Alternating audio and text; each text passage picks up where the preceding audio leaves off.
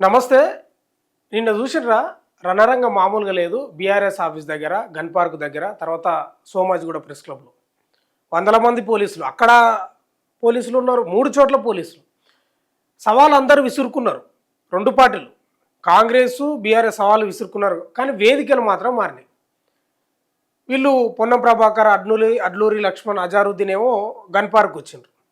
ఏది గురుకులాల్లో టెండర్లో 2000 కోట్ల అవినీతి జరిగిందని ఆర్ఎస్పీ ఆరోపణ చేసిండు. అది నిజమా కాదా ఇన్నే తెలుసుకుందాం దా అమరవీల స్తూపం దగ్గర. కానీ ఆర్ఎస్పీని ఆడికి పిలిచిండ్రు వీళ్ళు, అడ్లూరి లక్ష్మణ్ వీళ్ళంతా. అయితే ఆర్ఎస్పీ ఏంది, ప్రెస్ క్లబ్కు రండి, ఆడేందుకు అవసరం లేదు కదా, ప్రెస్ క్లబ్కు రండి అని ఈయన పిలిపించిండు. ఆర్ఎస్పీ తర్వాత కొప్పుల ఈశ్వర్, గెల్లు శ్రీనివాస్ యాదవ్. ఇక వీళ్ళిద్దరిది ఇట్లా ఉంచితే మంత్రి జూపల్లి ఆయనదో వర్షన్.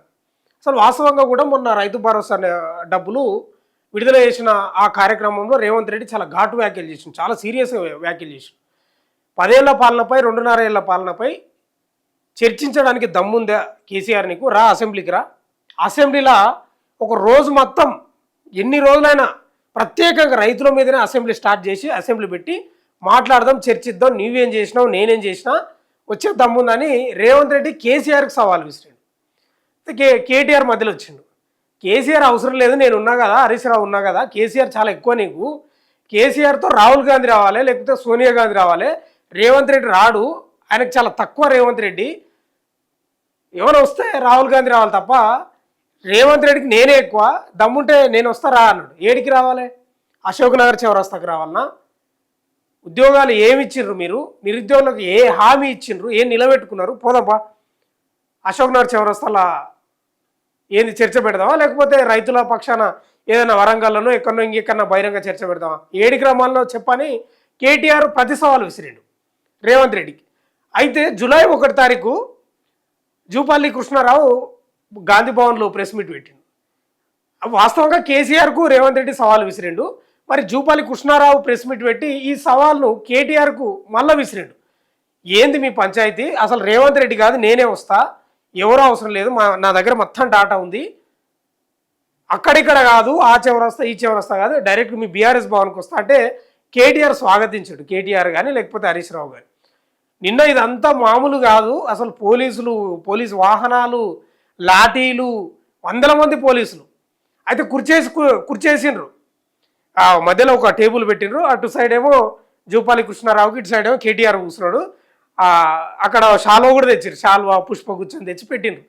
అయితే రాకపోయేసరికి ఏమైంది, లేట్ అయింది. అప్పటికే దాదాపు ఆయన 11 గంటలకు వస్తానని సవాలు విసిరాడు జూపాలి కృష్ణారావు, పోలే.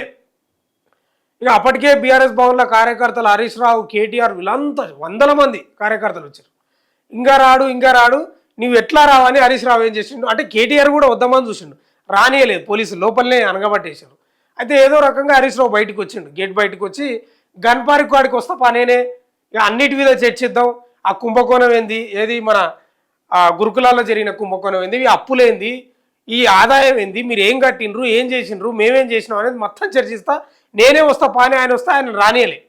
అయితే దీన్ని తెలివిగా చేసినటువంటి మంత్రి జూపాల్ ఏం చేసిండు, నేను ఆడుకోదాం అనుకుంటే హరీష్ రావే గన్ పార్క్ వస్తున్నాడు అంటే మరి నేను ఈడికే వస్తాను, ఈడికి వచ్చిండు. అంటే వీళ్ళది అంతా ఏమైందంటే డ్రామాలు, ఇవన్నీ తెలియదా మనకు, అందరికి తెలిసిన విషయమే. ఇప్పుడు వాస్తవంగా కూడా ప్రతిపక్ష నాయకులు వస్తుంటే అడ్డుకుంటారు పోలీసులు, 100% అడ్డుకుంటారు, అరెస్ట్ చేస్తారు. కానీ జూపాలి కృష్ణారావు మంత్రి, ప్రభుత్వంలో ఉన్నాడు, ఆయన నిజంగా పెద్ద కాన్వాయ్ పెట్టుకొని లేకపోతే పోలీసు బందోబస్తు పెట్టుకొని రావచ్చు బీఆర్ఎస్ భవన్కు, తప్పేం లేదు, ఆయన ఏమో అరెస్ట్ ఏం చేయరు, రావచ్చు. కానీ జూపాలి కృష్ణారావు రాలేదు. ఆయన ప్రెస్ మీట్లో ఏమన్నాడు, 8 లక్షల కోట్ల అప్పు చేసిండ్రని ప్రెస్ మీట్లో అన్నాడు. గన్ పార్క్ కాడికి వచ్చామో మళ్ళీ 7 లక్షల అప్పు అంటున్నాడు. అంటే క్లారిటీ లేదు, సవాళ్ళు విసురుకోవడం వరకే ఉంది. అయితే ఇప్పుడు బీఆర్ఎస్ వాళ్ళు కూడా రెడీగా ఉంటారు, వాళ్ళు అప్పులపై, అభివృద్ధిపై చర్చించడానికి రెడీ, ఇప్పుడు కాదు ఎప్పుడు రెడీగా ఉంటారు. అయితే ప్రభుత్వం కూడా ఏమైందంటే డిఫెన్స్లో పడిపోయినట్లే కనిపిస్తుంది. ఇక నవ్వేటోని ముందర జారిపడ్డట్లు అక్కడ కేటీఆర్, హరీష్ ఏమో రెడీగా ఉన్నారు, మీరేమో రాకపోతుంది. ఈడ వీళ్ళు గన్ పార్క్ కాడ అజారుద్దీన్ లేకపోతే మంత్రి పొన్నం ప్రభాకర్, అడ్లూరి లక్ష్మణ్ వీళ్ళంతా కూర్చున్నారు. ఒక గంట సేపు ఏమో కూర్చున్నట్టు పోయారు, ఆ మీడియాతో మాట్లాడడానికి కూడా ఇబ్బంది పడరు, ఎందుకో మరి అంతగా. అయితే ఏం జరిగింది ఈ ఈ అంశంలో అంటే నిన్న కేవలం పొలిటికల్ మైలేజ్ కోసం చేసుకున్నారు.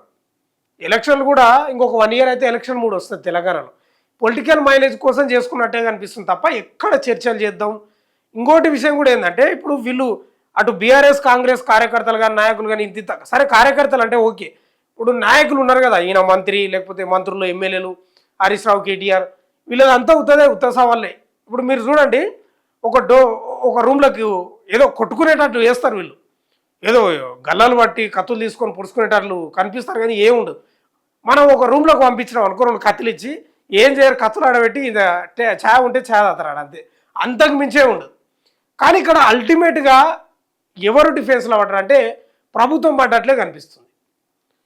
అసలు నిన్న హరీష్ రావును అరెస్ట్ చేస్తే ఆయన వెనక ఆ కార్యకర్తలు ఆ కథ సరే, ఆ స్టెంట్ అని ఉండొచ్చు, లేకపోతే ఏమైనా ప్రీ ప్లాన్ ఉంటే ఉండొచ్చు, కాదనలేము మనం.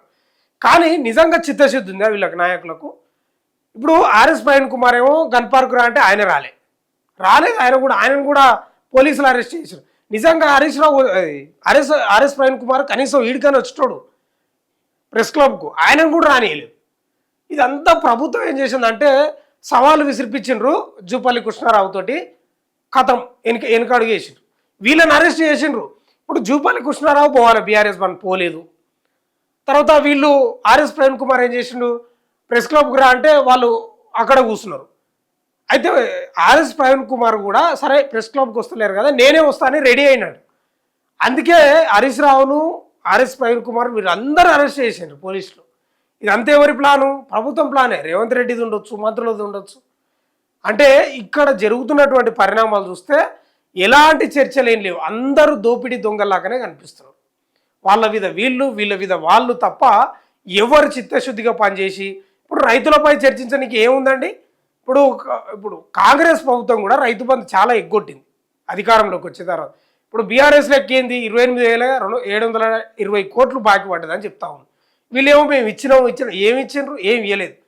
కాబట్టి రేవంత్ రెడ్డి మీరు చూడండి, రేపు మళ్ళా మిర్జిల్లో సభ పెట్టుకుంటున్నాడు. ఆయన జెడ్పీటీసీగా ఎన్నికైనటువంటి రోజు అంట, అది జూలై 4 ఆడ సభ.